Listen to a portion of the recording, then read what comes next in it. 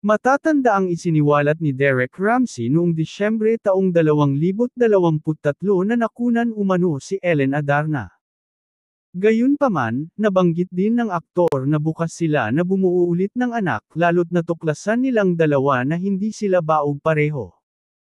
At ngayon nga, ibinida ng aktor na si Derek Ramsey na nanganak na ang kanyang misis na si Ellen Adarna, sa kanilang firstborn child. Ayon sa caption ni Derek, "My world keeps getting better and better." Mababasa sa caption ng Instagram post ni Derek nitong Miyerkules ika-23 ng Oktubre. Kalakip ng Instagram post ang larawan ni Ellen, habang nakahiga sa hospital bed, kalong ang kanyang bagong silang na anak. Hindi naman sinabi ni Derek ang gender ng sanggol, pero may hashtag siyang House of Dragons. Katabi naman ni Ellen ang panganay na anak na si Elias, na anak nila ng aktor na si John Lloyd Cruz.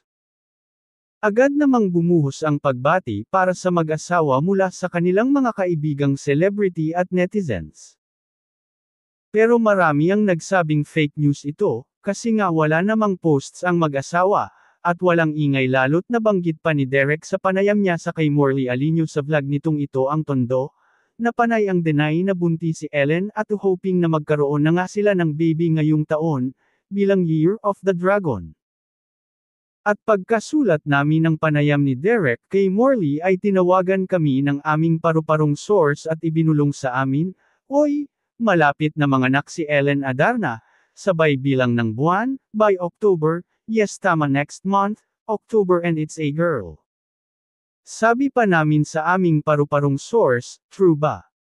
Kakapanood ko lang ng interview kay Derek. "Oo true, by October." "Syempre ayaw na lang siguro yan ipaalam for privacy," sagot sa amin. Heto pa ang nakakatawang bilin sa amin, "Ingatan mo pagsulat kasi baka mamali, alam mo naman si Ellen nagdedemanda kapag hindi maganda sa pandinig nila." Kaya hayan, nanganak na si Ellen at feeling namin ay kaninang madaling araw o anumang oras ngayong araw nangangak ang wifey ni Derek, dahil pinost ito ng aktor 40 minutes ago sa kanyang Instagram.